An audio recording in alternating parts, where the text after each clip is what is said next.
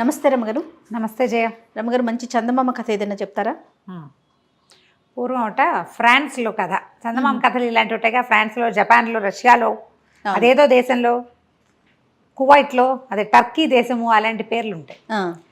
ఇద్దరు అంటే చాలామంది జమీందారులు ఉండి చక్రవర్తికి అనుగుణంగా పనిచేసేవాళ్ళు. కొంచెం పక్కపక్క గ్రామాలకి జమీందారులుగా ఉన్న ఇద్దరు జమీందారుల ఇళ్లలో ఒకేసారి మగపిల్లలు పుట్టారు. మరి పక్కమేం కాదు, ఒక మాదిరి దూరం ఉంది. అయితే ఏదో సందర్భంలో వీళ్ళిద్దరు జమీందారులు ఇద్దరు కలుసుకుని నాకు అబ్బాయి పుట్టాడు అని చెప్పుకున్నారు. మీ అబ్బాయి ఏ రోజు పుట్టాడంటే ఫలానా రోజు 11వ తారీఖు ఆదివారం. అంటే నాకు అబ్బాయి 11వ రోజు ఆదివారమే పుట్టాడు. మీ అబ్బాయికి పేరేం పెట్టావు, మీ అబ్బాయి ఎలా ఉన్నాడంటే మా అబ్బాయి తెల్లగా బొద్దుగా బాగున్నాడు అని ఈయనో పేరు ఆయనో పేరు చెప్పారు. అమీస్, అమిల్. ఒకడు అమీస్, ఒకటి రెండోవాడు అమిల్. బాగున్నాయిగా. అబ్బా భలే తమాషాగా మనం పేర్లు కూడా ఒకటే పెట్టాం అని మాట్లాడుకున్నారు. తర్వాత 4 ఏళ్లకో 5 ఏళ్లకో 3-4 ఏళ్లకి మళ్ళీ ఓసారి కుటుంబాలతో సహా కలుసుకున్నారు. తీరా చూద్దురు కదా, ఈ అమిస్ అమిలు దాదాపుగా కమల పిల్లలల్లే ఉన్నారు. ఒకే ఎత్తు, ఒకే రంగు, నీలం రంగు కంటిపాపలు. గబాలు చూస్తే ఒకటే రకం బట్టలేస్తే ఒకడే అనుకుంటాం. ఓకే. ఆ కవల పిల్లల్లాగా ఉండేసరికి ఇదేదో అపూర్వ సహోదరులు, ఎక్కడో ఒక తల్లి గర్భవాసాన్ని పుట్టవలసింది, భగవంతుడు ఇట్లా 2 గర్భాల్లో పడేశాడని వీళ్ళిద్దరూ, ఆ తండ్రులిద్దరూ ఒకే దేవాలయంలో ప్రార్థనలు కూడా చేశారు సంతానం కోసం. దేవుడు ఇట్లా వీళ్ళని సెపరేట్ చేశాడు, వీళ్ళని ఇట్లా మనం కలిపి ఉంచాలని వాళ్ళిద్దరిని ఒకే గురుగారి దగ్గరికి పంపారు. వాళ్ళిద్దరూ అమిత గాఢమైన ప్రాణ స్నేహితులుగా మారారు. ఒకళ్ళని చూస్తే రెండో వాళ్ళని చూడక్కర్లా. పెద్దవాళ్ళు అయ్యారు. పెద్దవాళ్ళు అయ్యాక వీళ్ళు ఏం చేశారు, చక్రవర్తి దగ్గర ఉద్యోగాల్లో చేరారు. జమీందారుల పిల్లలు చక్రవర్తిని సేవించడం ఆ రోజుల్లో ఉండేది. ఇవి జమీందారులు అంటే వీళ్ళకేం పడిపోదు బోల్డ్ అంతా, ఏదో చిన్న గ్రామము, కొంచెం నడుస్తూ ఉంటుందన్నమాట. ఇలా చక్రవర్తి దగ్గర ఉన్న వాళ్ళు వెళ్ళి అక్కడ పెద్ద పెద్ద అధికారులుగా అయ్యి సంపాదించుకుని మళ్ళీ తమ గ్రామాలకి కొంత వయసు వచ్చాక 40-45 దాటాక ఇంకా ఉండేవాళ్ళు కాదు, సేవలో ఉంచుకునేవాళ్ళు కాదు. ఇప్పుడు మన ఎయిర్ ఫోర్స్ వాటిలలో ఎలాగా ఏజ్ దాటాక ఉంచరు, అట్లా యుక్త వయసు రాగానే 20 ఏళ్ళు వచ్చేసరికల్లా చక్రవర్తి సేవలో చేరిపోయారు ఇద్దరు. చేరితే అమీస్కి ఒక అమ్మాయిని ప్రేమించాడు. అమీస్ ఒక దూర బంధువుల అమ్మాయి, ఓ జమీందారు కూతురి, చాలా బాగుంది అమ్మాయి, ప్రేమలో పడ్డాడు. సరే వరించి తనంతట తను పెళ్లి చేసుకున్నాడు. ఆ అమ్మాయికి ఏం పెద్ద వరణాలు లేదు, ఏమీ లేదు. మొగుడంటే ఒక చిన్న చూపు కూడా ఉండేది. దాని తోడు ఈ అమిసు అమిలు ఇద్దరు గాఢ స్నేహంగా ఉండటం, కలిసి తినటం, కలిసి ఉండటం, కలిసి చేయటం ఇతను చూస్తే అయిష్టంగా ఉండేది. ఏమిటి పెళ్ళంతో ఉండకుండా వీళ్ళతో ఉంటాడు అనిపించేది. తనతో ఉన్నా తనేమంత ప్రేమగా ఆవిడ ఉండేది కదా. ఒక రెటమతపు ధోరణి, కొద్దిగా పుల్ల విరుపు పద్ధతి. కొంతమంది ఉంటారు అట్లా, మొగుళ్ళతో బాగుండరు కానీ మొగుళ్ళు ఎవరితోటి బాగుండకూడదు అనుకుంటారు. ఇలాంటి ధోరణి ఉంటుంది. ఈ కొంతకాలం గడిచేసరికల్లా అమీస్ పెళ్లి చేసుకున్నాడు. అమీల్కి రాకుమార్తె మీదే ప్రేమ ఉంది. అప్పుడప్పుడు చెప్పేవాడు, రాకుమార్తె నన్ను ఎక్కువ ఆకర్షిస్తోంది అని. అయితే ఏమైంది, ఇతను భార్య గర్భవతి అయితేనో ఏమో అత్తవారింటికి వెళ్తూ ఏం చెప్పాడంటే, నువ్వు నీ ప్రేమను నువ్వే దాచుకో, బయట పెట్టబోక, నేను వచ్చాక ప్రభు చక్రవర్తి దగ్గర ఏదైనా మాట్లాడడం కుదురుతుందేమో చూద్దాం, ప్రమాదం అని చెప్పి అతను అత్తవారింటికి వెళ్ళిపోయాడు. అవేమి ఇలా వెళ్ళి అలా వచ్చేసేవేం కాదు, ఒక 3 నెలలు 2 నెలలు పట్టేది. సెలవు తీసుకొని వెళ్ళాడు. అయితే ఈ లోపల ఏమైంది, ఈ అమీలు ఒక ఉద్యానవనానికి రాకుమార్తె వెళ్ళినప్పుడు ఆమె వైపు రెప్ప వాల్చకుండా నుంచి చూస్తూ ఉండేసరికల్లా ఆవిడ కళ్ళు ఎగరేస్తుంది. ఇతనికి అమ్మాయి తనకేదో సైగ చేస్తోందని అర్థం. అయితే అమ్మాయి ఏం చేస్తుందంటే ఒక ఉత్తరం రాసి ఫలానా చోట కలుసుకుందాను రమ్మ, నువ్వంటే నాకు కూడా ఇష్టం అని చెప్పింది. వీళ్ళిద్దరూ రహస్యంగా కలుసుకోవటం మొదలుపెట్టారు. రాకుమార్తె అమిల్ కలుసుకుంటుంటే ఏమైంది, ఒక ఉద్యోగి ఒకడు ఇది చూసేసి చక్రవర్తికి ఫిర్యాదు చేశాడు, ఇతను రాకుమార్తెని కలుస్తున్నాడు అని. అట్లా కలవకూడదు, అవన్నీ చేయడానికి వీల్లేదు, ప్రేమల్లో గీమల్లో ఉండటానికి వీల్లేదు.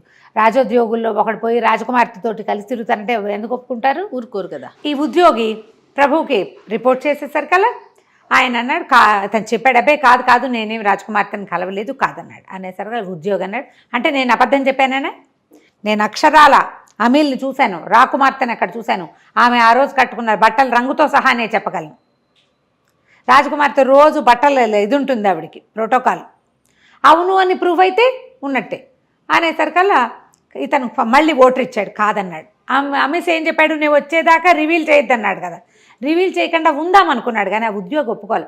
అయితే నాతో ద్వంద్వ యుద్ధానికి సరేనా, నువ్వు దమ్ముంటే నువ్వు యుద్ధం చేయి, నువ్వు అబద్ధం ఆడేవాడివి, భయంతో ఓడిపోతావు అనేసరికల్లా ఇంకేం చేయాలో తెలియదు. అప్పట్లో ఈ ఫ్రాన్స్ కథల్లో ద్వంద్వ యుద్ధాలు చాలా కనపడతాయి. అక్కడ వాళ్ళ సిస్టమ్ ఏంటంటే, ఎవడైతే తప్పు చేస్తాడో వాడికి లోపల ఒక బెదురు ఉంటుంది, దైవం పట్ల భయం, వాడు ఓడిపోతాడు. పిస్టల్ పెట్టి కూడా కాల్ చేసుకునేవాళ్ళు, అలాంటివి కూడా ఉండేవి. కత్తి యుద్ధాలు ఉండేవి. ద్వంద్వ యుద్ధానికి రా అని పిలవడం అవి ఇంగ్లీష్ కథల్లో చాలా చోట్ల కనపడతాయి మనకి. అక్కడి నుంచి సరే ద్వంద్వ యుద్ధానికి ఒప్పుకున్నాడు. సాయంకాలం అయ్యేసరికల్లా ఒక 4:30-5 గంటలు అయ్యేసరికల్లా ఆమెస్ వస్తున్నట్టుగా వార్త వచ్చింది. ఇతను ఏం చేశాడు, ఇంటి దగ్గర ఉండకుండా ఆ మేఘాల మీద దీనికి పరిగెత్తాడు, అంటే మన ఏమంటారు పొలిమేరల దాకా వెళ్ళాడు.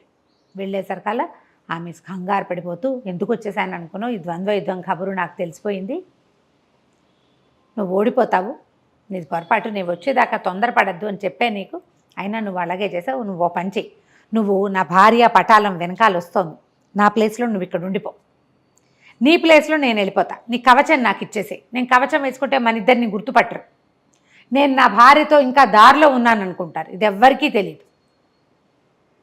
నువ్వు భయంతో ఉన్నావు, తప్పు చేశానన్న భయం, దొరికిపోయానన్న భయం, ఓడిపోతావు నువ్వు, నేను ఓడిపోను, నాకే భయమూ లేదు, యుద్ధం మామూలుగా చేసి వస్తాను అంతేనని ఈ అమిల్ని దీంట్లో ఉంచేసి ఆ దీని దగ్గర రాచబాట దగ్గర వదిలిపెట్టేసేసి, నా గుర్రం పట్టుకుని నువ్వు ఇక్కడ ఉండని ఇతని గుర్రం వేసుకుని వెనక్కి వెళ్ళిపోయాడు. అమిస్ వెళ్ళిపోయి ఏం చేశాడు, ద్వంద్వ యుద్ధానికి చీకటి పడ్డాక చేస్తారు. ద్వంద్వ యుద్ధానికి దిగారు ఇద్దరు. అతను మంచి బట్టలు చక్కగా వేసుకున్నాడు, గట్టిగా కవచం కనపడకుండా. వీళ్ళిద్దరిలో తేడా తెలియదు కాబట్టి ఉద్యోగి ఓడిపోయాడు. ఎందుకంటే అమిస్ చాలా బలశాలి, మంచి యుద్ధనీతి తెలిసినవాడు. సరే, ఇంతలో ఏమైంది, రాకుమార్తె ఏమందంటే, ఇతను ద్వంద్వ యుద్ధానికి నిలిచాడు, నాకు కూడా ఇతనంటే మనసు ఉంది అని పబ్లిక్లో చెప్పేసింది, నేను ఇతన్నే వివాహం చేసుకోదలుచుకున్నాను అని. ఓకే, వివాహానికి ప్రకటన ఇచ్చారు. సరే, రాజుగారు కూడా ఇట్లా సత్యానికి నిలబడ్డాడు కాబట్టి ఇతనికి ఇచ్చి పెళ్లి చేయాలనుకున్నాడు. సరే, పెళ్ళి అయిపోయింది. అమిస్ తన ఇంటికి వెళ్ళిపోయాడు. అమిల్కి రాజకుమారికి పెళ్లి చేశారు. మరి ఇతను అంటే అప్పటికప్పుడు చేసేయలేదుగా పెళ్లి ఏర్పాట్లు, 4 రోజులు పడుతుంది. అయితే భార్యాభర్త ఇద్దరు, పెళ్లి కొడుకు పెళ్లి కూతురు ఒక చోట చేరాక అమిల్ చెప్పాడనమాట, నా స్నేహితుడు నా కోసం ప్రాణత్యాగానికి సిద్ధపడ్డాడు, మన కోసం చేశాడు అని చెప్పి చాలా ఎక్కువ ప్రేమగా ఉండేవాళ్ళు. అయితే ఏమైంది, కొంతకాలం కలిసి ఇక్కడే ఉన్నారు వీళ్ళు. 40 వచ్చాక వాళ్ళు కూడా సంపాదించుకుని 40 రాగానే ఎవళ్ళు ఊళ్ళకి వాళ్ళు వెళ్ళిపోయారు. ఈ అమిస్ భార్యకి, అమ్మయ్య ఇప్పుడైనా సరే ఈ ఫ్రెండ్స్ పీడ విరగడైంది అని చెప్పి ఆవిడ తన పిల్లల్ని చూసుకుంటూ ఉండేది. ఈ అమిల్కి కూడా 2 కుమారులు పుట్టారు. వాళ్ళకు 2, వీళ్ళకు 4 పిల్లలు పుట్టారు. ఈయన తన ఊరు వెళ్ళేసరికల్లా ఈయనకి కొంచెం కుష్ఠవ్యాధి వచ్చింది అమీస్కి. కుష్ఠవ్యాధి వచ్చేసరికల్లా భార్య అతనికి ఏమీ వైద్యం చేయించేది కాదు.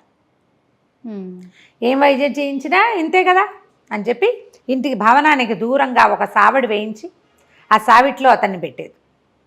పెడితే ఇతను ఏమన్నాడు, ఉంటా నేను ఇక్కడే, వేళ పట్టున నాకు ఆహారం ఇచ్చి వేళకి నాకు సపర్యలు కనుక చేస్తే ఉన్నన్నాళ్ళు నేను హాయిగా సంతోషంగా ఉంటాను కదా అంటే, సపర్యలు ఎవడు చేస్తాడు, నీకు అన్నం పెట్టడమే ఎక్కువ అనేది పిల్ల. బతుకున్నంతకాలం బతుకుంటాడని పిల్లల్ని కూడా అతని దగ్గరికి వెళ్ళనిచ్చేది కాదు. అంటుకుంటుందని పిల్లలు భయపడతారు. రెండోది, ఆవిడకి అలా భర్తతో స్నేహంగా ఉండే తీరే లేదు. పోతే పోతాడు, ఇంత జమీ ఉంది, సంపాదించుకొచ్చాడు, అందుకంటే ఏం కావాలి జీవితానికి, ఇలాంటి వాళ్ళని చూడం మనం ఇప్పుడు కూడా చూస్తాం గారు.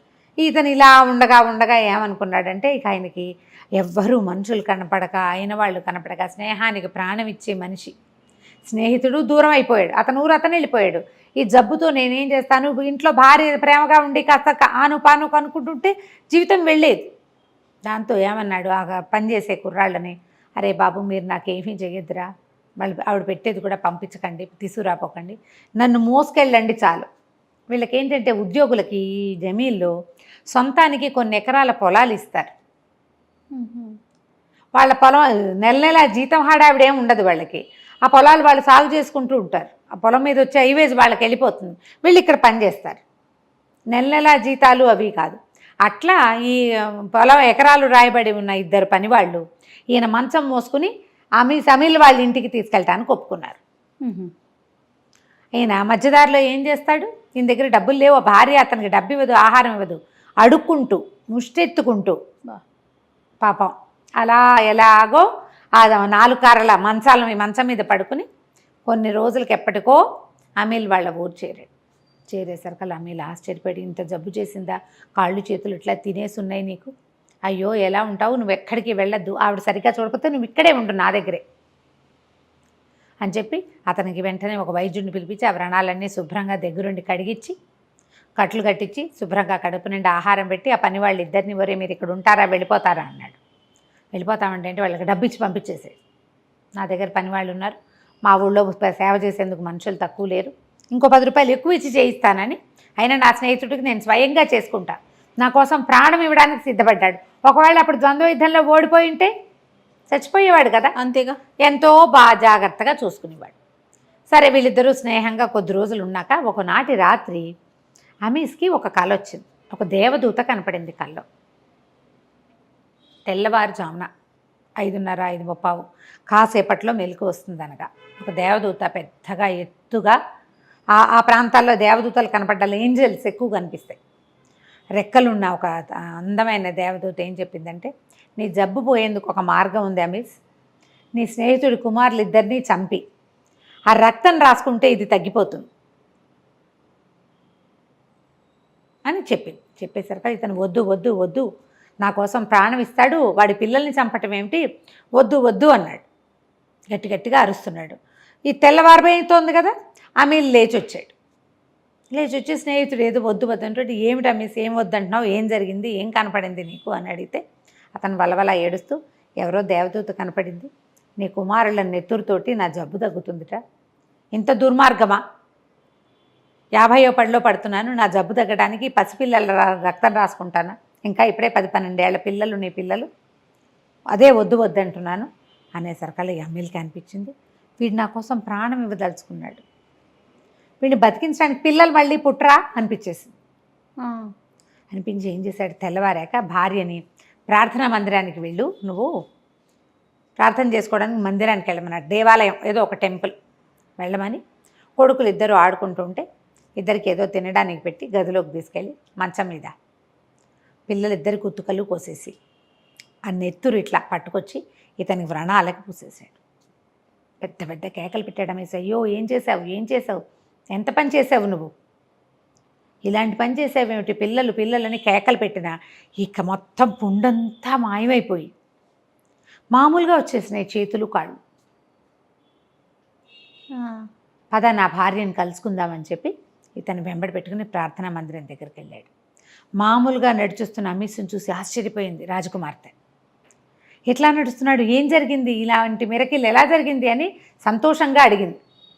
తన భర్తకి ప్రాణదాత అన్న ప్రీతి ఉంది, ప్రాణ స్నేహితుడు. అడిగేసరికల్లా అమీల్ చెప్పాడు, దేవదూత కల్లో కనపడి చెప్పింది, పిల్లల నెత్తురుతోటి రాస్తే తగ్గిపోతుందని, నేను ఆ పని చేశాను నా స్నేహితుడిని రక్షించుకోవడానికి అనేసరికల్లా ఆవిడ దుఃఖంతో కుమిలిపోయింది. నన్ను ఎందుకు పంపించేసావు, నన్ను కూడా అక్కడే ఉండనిస్తే నేను కూడా చేసేదాన్ని కదా, ఇతను నీ ప్రాణదాత, నిన్ను బతికిచ్చినవాడు, ఏం చేస్తాం, అతని కోసం ఏదైనా చేసేవాళ్ళం, నన్ను ఎందుకు పంపించేసావు, పిల్లల్ని ఆఖరి చూపైనా చూసేదాన్ని కదా అన్నది. కానీ ఆ పిల్లల్ని తలుచుకొని పిచ్చి ఏడుపు వచ్చేస్తుంది ఆవిడికి. దుఃఖం అణుచుకుంటూ ప్రార్థన ముగించుకుని ముగ్గురు ఇంటికి వచ్చారు. ఇంటికి వస్తే ఆవిడ పిల్లల సేవలు మరి తర్వాత చేయాలా, కొంతమంది పని వాళ్ళందరినీ సిద్ధంగా ఉండమని ఈవిడ పిల్లలు డెడ్ బాడీస్ చూడడం కోసం గదిలోకి వెళ్ళింది. హాయిగా ఆడుతున్నారు ఇద్దరు మంచం మీద కూర్చొని. ఆమె నిర్ఘాంతపోయింది, పెద్దగా కేకలు పెట్టింది, అమీల్ చూడండి ఇక్కడ ఏం జరుగుతోందో అని. వాళ్ళు పరిగెత్తుకొచ్చేసరికల్లా మెడ మీద ఇద్దరికి ఇట్లా ఎర్రటి చార్లు ఉన్నాయి తప్ప పిల్లలు శుభ్రంగా బతికే ఉన్నారు. ఆ దేవదూత వీళ్ళ స్నేహాన్ని పరీక్షించడం కోసం ఇలాంటిది పెట్టింది. అది చాలా ప్రచారమైందట. స్నేహితుడి కోసం ప్రాణం ఇచ్చేవాడికి భగవంతుడు ప్రాణం పోస్తాడు, వాళ్ళ నమ్మకం అన్నమాట అది. ఈ రోజుల్లో జరుగుతాయో జరగవో, కానీ నిజంగా అంత పని చేయటం. మొదట అతను తనకి పెళ్ళయింది, ప్రేమించి పెళ్లి చేసుకున్న భార్య ఉంది, అయినా కూడా స్నేహితుడి ప్రాణం పోతుందేమో అని ఆ యుద్ధానికి సిద్ధపడి వెళ్ళాడు. తన పిల్లల్ని వదిలిపెట్టుకుని అయినా సరే స్నేహితుడిని రక్షించాలనుకున్నాడు రెండువాడు. ప్రాణ స్నేహితుల కథ బాగుంది కదా. చాలా బాగుంది రమ్మగారు, సూపర్, ఎక్సలెంట్ అనమాట. చందమామ కథలు బాగుంటాయి. స్నేహం విలువ చెప్పే కథ కదండి. అవును. నమస్తే నమస్తే రమ్మగారు. నమస్తే జయ. ఏదైనా మంచి కథ చెప్తారండి? ఇంట్రెస్టింగ్ కథ ఒకటి చెప్తాం. ఓకే. ఒక ఊళ్ళోట ముగ్గురు అన్నదమ్ములు ఉండేవాళ్ళట. ఏంటంటే తెలివిగల దొంగతనాల కథ అనమాట. పెద్దవాడి పేరు తంట, రెండోవాడు మహాతంట, మూడోవాడు తెగతంట. చాలా బాగుంది కదా. తెగతంటకి భలే తంట అని పెట్టుకుందాం పేరు. భలే తంట, మహాతంట, భలే తంట. ఎంతో తెలివైన వాళ్ళు, దొంగతనాల్లో ఆరితేరి ఉంటారు. ఓ, ఆ తెలివితే ఎట్లా? మహా తెలివి. వాళ్ళు ఏమనుకుంటున్నారట, మన ఊళ్ళో ఇక్కడ చేసేది ఏం లేదు, రాజుగారికి దగ్గరికి వెళ్ళాలి, రాజుగారికి మనం వస్తున్నామని తెలియజేయాలని రాజుగారికి ఒక ఉత్తరం రాశారు. నా పేరు తంట, మీ ఊళ్ళో నేను మా రాజ్యంలో దొంగతనం చేయబోతున్నాను, నగరంలో చేతనైతే పట్టుకోండి. ఉత్తరం వెళ్తే రాజుగారు ఆశ్చర్యపోయి, ఏమిటి వీడెవడో ఉత్తరం రాశాడు అని ఊరంతా ప్రచారం చేశారు. తంట అనేవాడు ఒకడు వస్తున్నాడు, వాడు దొంగతనం చేయబోతున్నాడు, మంత్రికి చెప్పాడు జాగ్రత్తగా ఉండండి మీరు. వాడు ఎక్కడ చేస్తాడు, ఏం చేస్తాడు, ఎక్కడెక్కడో బాంబు పెట్టాములాగా ఏమీ తెలియదు. కానీ ముందు క్లూ ఇచ్చాడు, దొంగతనం జరుగుతుందేమో చూద్దాం అనుకుంటున్నాడు. ఈ తంట అన్నవాడు నగరంలోకి వచ్చాడు. వాడు తిరిగి ఊరంతా తిరిగి ఒక పేదరాజు పెద్దమ్మ దగ్గర చేరి సరే భోజనం పెట్టించుకున్నాడు. అన్నం పెడితే అడిగి, ఏమిటవా పెద్దమ్మ మీ ఊళ్ళో విశేషాలు అన్నాడు. అంటే పెద్దమ్మంది, ఏమున్నాయినా విశేషాలు, అన్నీ బాగానే ఉన్నాయి. రాజుగారు మా సాధారణంగా పోయేవాడు, మంత్రి గారు భలే తెలివైనవాడు, మరి ఒకడెవడో తంటాట, వాడు ఇక్కడ దొంగతనం చేస్తానన్నట్ట, దాంతో కొంచెం ఏదో జాగ్రత్తలు అవి పడుతున్నారు, కాస్త రక్షక భటులను పెంచారు, ఏమిటో హడావిడి పడుతున్నారు. అంటే అలాగా అవ్వ అన్నాడు. అన్నం పెట్టి తిన్నాడు. తిన్నాక ఓ బంగారు కాసు ఇచ్చాడు. ఆవిడ 1 అని లెక్కపెట్టి ఒక డిబ్బెన్లో వేసుకుంది. వస్తా పెద్దమ్మ, కుదిరితే మళ్ళీ వస్తాను, లేకపోతే లేదు అన్నాడు. అన్నాక అట్లా 4 వీధులు తిరిగిన తర్వాత పువ్వుల కొట్లు, పళ్ళ కొట్లు, కూరల కొట్లు కనపడుతుంది. ఒక పువ్వుల కొట్టు పక్కన కట్టల తమలపాకుల కొట్టు కనపడింది. తమలపాకుల కొట్టుకు వెళ్ళాడు. ఎంత మోద అన్నాడు. అంటే మూరనా? మోద అంటే కట్ట. అంటే ఈయన ఏమన్నాడు, రూపాయి బాబు అన్నాడు. ఎన్ని ఉంటాయి అన్నాడు. కట్టలో 300 ఉంటాయి బాబు అన్నాడు. ఈయన ఏమన్నాడు, నాకు 10 ఆకులు ఇవ్వు అని ఓ పావలా చేతిలో పెట్టి, బజార్ వెళ్తున్నా, మా వాడు ఎవడైనా వస్తాడు లేదా నేనే వస్తా, 300కి ఒక్క పిసరు కూడా తగ్గడానికి వీల్లేదు, ముందు నాకు 25 ఆకులు ఇచ్చి, ఇప్పుడు 25 ఇచ్చావు కాబట్టి 25 తక్కువ 300 ఇస్తే సరిపోతుంది, సరేనా అన్నాడు. ఆయన ఏం చేశాడు, మోదల నుంచి 25 ఆకులు తీసి వీటి చేతిలో పెట్టి ఆ మోద పక్క పెట్టాడు. డబ్బులు ముట్టినాయి కదా, మిగిలిన డబ్బులు 30 ఇచ్చి తీసుకుంటాడు, రూపాయి.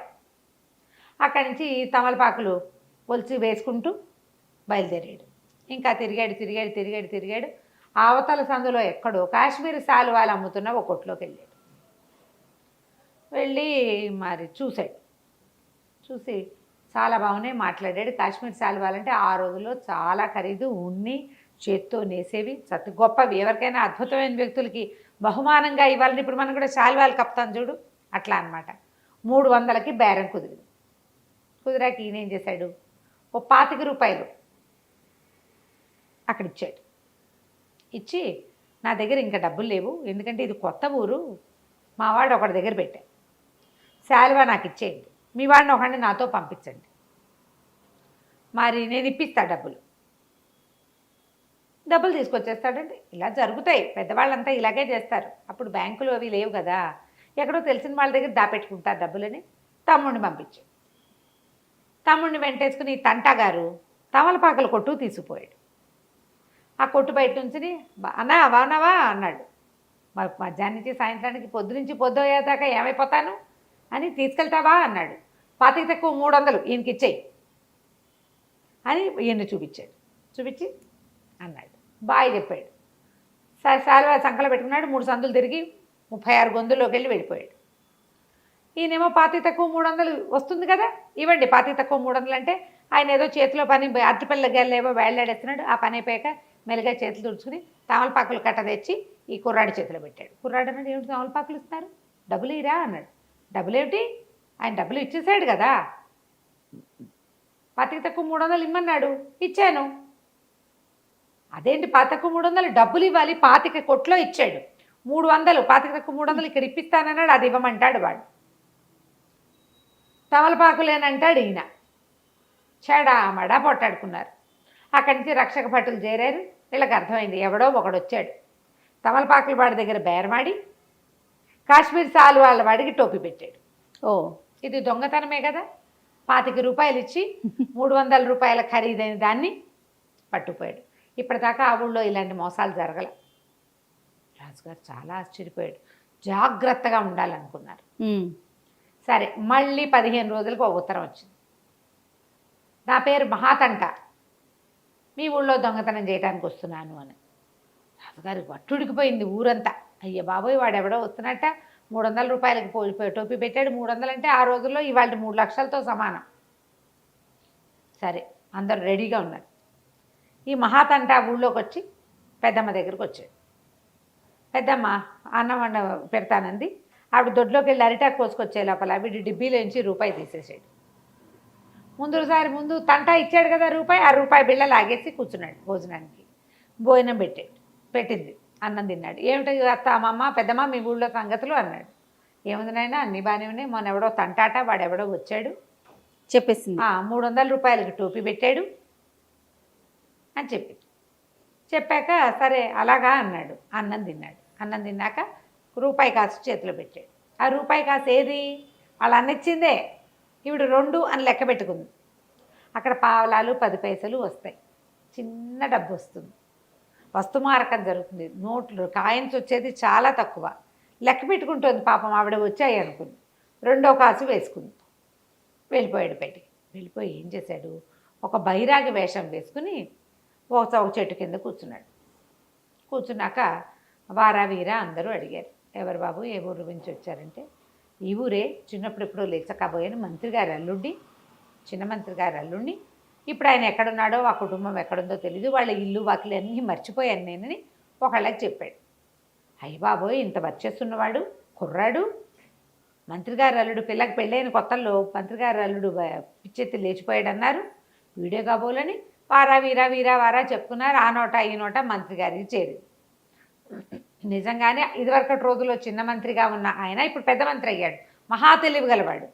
ఆయన పిల్లకి 10 ఏళ్ల పిల్లకో 9 ఏళ్ల పిల్లకో పెళ్లి చేశాడు, 14 ఏళ్ల వాడికి. వాడు కొంచెం తింగరిగా ఉన్నాడు పిల్లవాడు.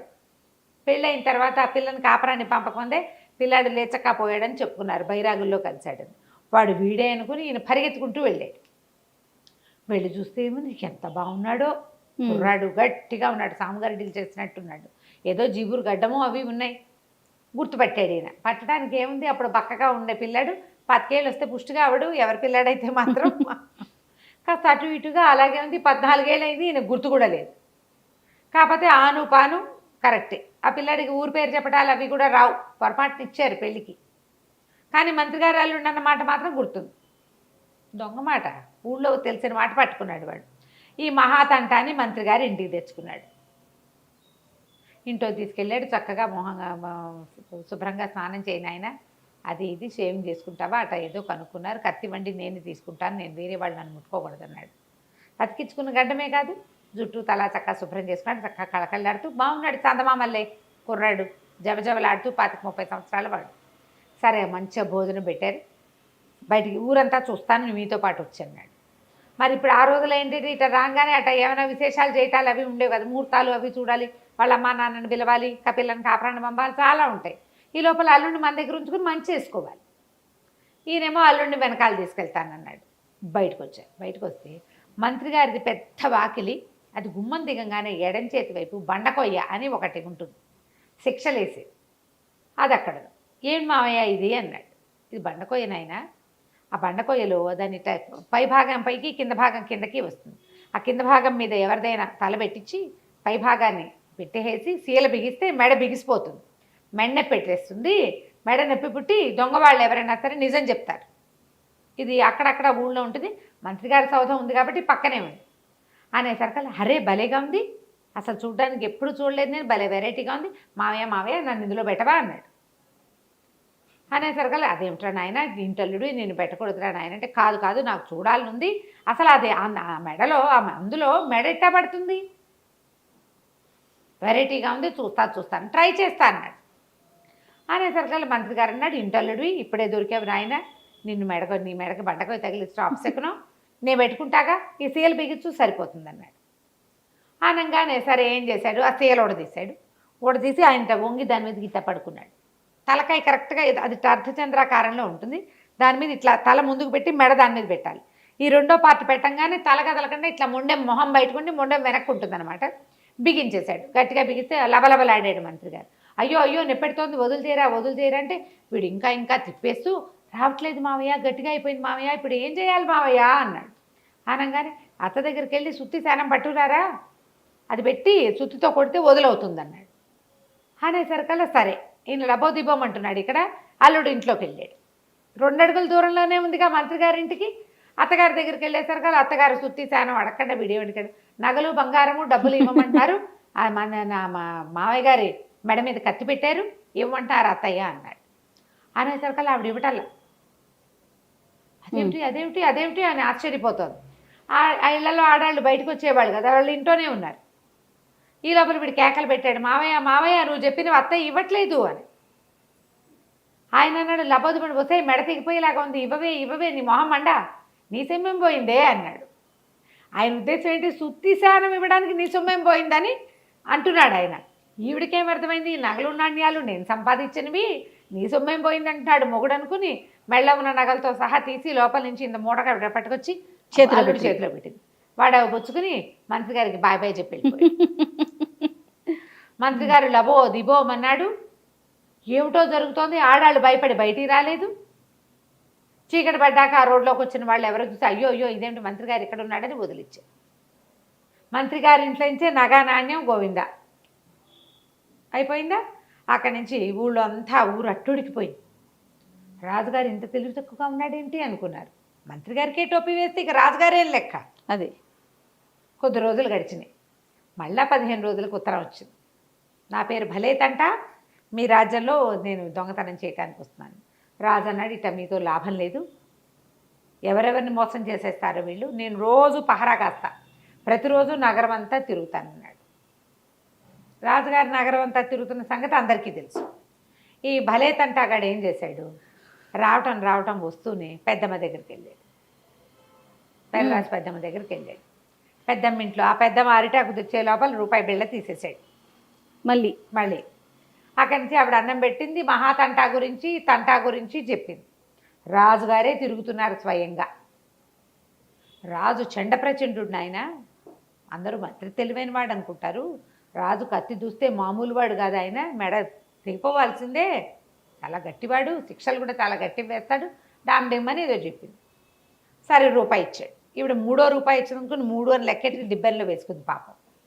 వీడు అన్నం తిని లేచి వెళ్ళిపోయి అక్కడ కాసిన బొరుగులు ఇక్కడ కాసిన చెక్కిలాలు చేగోడీలు అవన్నీ కొనుక్కొని ఒక జంగిడి లాంటిది కూడా కొని అది పుచ్చుకుని నగర శివార్లలోకి వెళ్ళిపోయి అక్కడ ఒక శ్మశానం ఉంది. ఆ వాకిట్లో శ్మశానపు వాకిలి వైపు ఈ జంగిడి పెట్టుకుని ఓ చిన్న లాంతర కొనుక్కొచ్చాడు. వెలిగించి ఒత్తి పెద్దది చేసుకుని పెట్టు కూర్చుని ఉన్నాడు. రాత్రి 11 గంటల వేళ 11 గంటలకి రాజుగారు ఊరంతా తిరుగుతున్నాడు కాదు. ఈ శివార్ల వైపుకున్న శ్మశానం వైపు కూడా వచ్చాడు. దూరం నుంచి దీపం కనపడింది ఆయన. వీడెవడు ఇక్కడ రాత్రిపూట 11 దీపం పెట్టి కూర్చున్నాడు శ్మశానం బయట. ఏదైనా మంటలుంటే లోపల ఉండాలి. సాయంకాలం వెలిగించాను. ఎవడరా నువ్వు ఏమిట్రా అని కేకేశాడు. బాబు నేనండి నా పేరండి ఏదో అంటారండి ఈ చుట్టుపక్కలే ఉంటాను. దొంగలు ఈ దారిలో తిరుగుతారండి.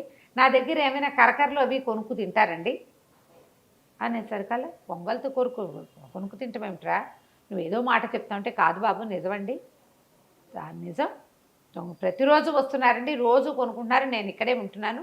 అవును ఆయన నిన్న మొన్న రాలా ఇవాళే ఇటు వచ్చాడు. సరే నిజమే అనమాట. అయితే అన్నాడు ఒరే ఆ దొంగలు ఎవరో నాకు చూపిస్తావురన్నాడు. చూపిస్తాను బాబు తప్పకుండా అన్నాడు. దాక్కున్నాడు. అక్కడ దాక్కోవడానికి ఏమీ లేదు. వీడన్నాడు అట్ట కాదు బాబు మన దగ్గర సంచులు ఉన్నాయి గోను సంచులు. ఓ పని చేయండి గోను సంచులో కూర్చోండి. సంచి కప్పు కూర్చుంటే అదేదో బస్తా అనుకుంటారు. మనిషి అనుకోరు. ఇప్పుడు నిలబడి ఉంటే మనిషి అని తెలుస్తుంది. బస్తాలో కూర్చుని ముడుచు కూర్చుని ఉంటే ఏదో వస్తువులు సంచిలాగా వస్తువులాగా ఉంటారు, అందులో కూర్చోండి అన్నారు. రాజుగారు మంచిగా తలపాగా ఉంది, పెద్ద కత్తి కటారు ఉన్నాయి ఆయనకి, గుర్రం, కోట్ ఒకటి పెద్ద అంగరక, చలేస్తుందని వేసుకున్నాడు. అవన్నిటితో ఆ బస్తాలో కూర్చోలేకపోయాడు. ఆయన అన్నాడు, నా తలపాగా పై కోటు కత్తి తీసి వాడి చేతిలో పెట్టాడు. పెట్టి నేను బస్తాలో కూర్చుంటాను అన్నాడు. ఎప్పుడైతే ఆయన సంచిలో కూర్చున్నాడో వెంటనే వీడి దాన్ని మూతి కట్టేశాడు. రాజుగారు గిలగిల్లాడాడు, గిలగిల్లేదు, కలకల్లేదు. వీడేం చేశాడు, ఆ అంగరఖ ఉందిగా చొక్కా, అది పైనుంచి వేసుకున్నాడు. ఆ తలపాగా పెట్టుకుని ఆ కత్తి చేత్తో పుచ్చుకున్నాడు. రాజు అయిపోయాడు. చేత్తో పుచ్చుకుని ఆ గుర్రం ఉందిగా, మీరు చెప్పాడు ముందే, బాబు గుర్రాన్ని దూరంగా కట్టేస్తానండి, ఎవరైనా గుర్రం ఉంటే తెలుస్తుందని 3 గుర్రాన్ని ముందే అవతల కట్టేసి వచ్చాడు. చల్లగా నడుచుకుంటూ పోయి ఆ గుర్రం ఎక్కాడు. గుర్రం ఎక్కి చక్కగా సరాసరి ఖజానాకి వెళ్ళిపోయాడు. వెళ్ళిపోయి మా భలే తంటాగాడు ఊళ్ళోకి వచ్చేసాడు, మీరు పని చేయండి, ఖజానాలోది పెద్ద పెద్ద వస్తువులన్నీ తీయద్దు, మొత్తం ధనం ఎన్ని మూటలు ఉంటే అన్ని మూటలు గుర్రం మీద వేసేసేయండి, నేను రాజభవనంలో దాచిపెట్టేస్తాను అన్నాడు.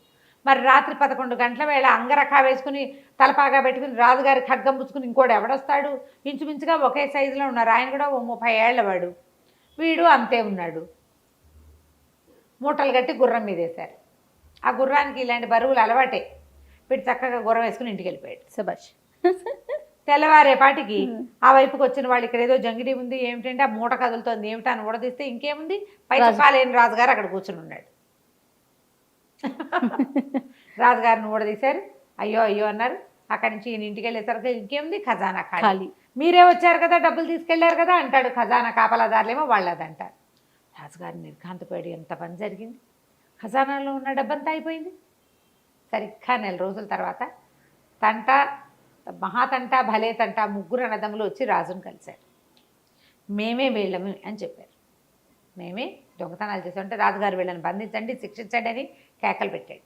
కేకలు పెడితే వాళ్ళు అన్నారు, మేము దొంగతనాలు అవంతా మేము వాడుకోలే, ఇక్కడి నుంచి పట్టుకెళ్ళిన ప్రతి రూపాయి మా ఇంట్లో సేఫ్గా ఉంది, మీ గుర్రం కూడా మా దగ్గరే ఉంది, మీ కత్తి కటారు కూడా మా దగ్గరే ఉన్నాయి, మేము ఇట్లా చేయగలం, కంటికి తెలియకుండా పాపలు తీయగలం, మీ దగ్గర ఉద్యోగం ఇవ్వండి, మీ రాజ్యాన్ని దొంగల నుంచి కాపాడతాం మేము అంటే. రాజు ఆలోచించాడు. ఇందులో టక్కరిగా చేశారు, తెలివిగా. ఇందులో హింస లేదు, తెలివే ఉంది.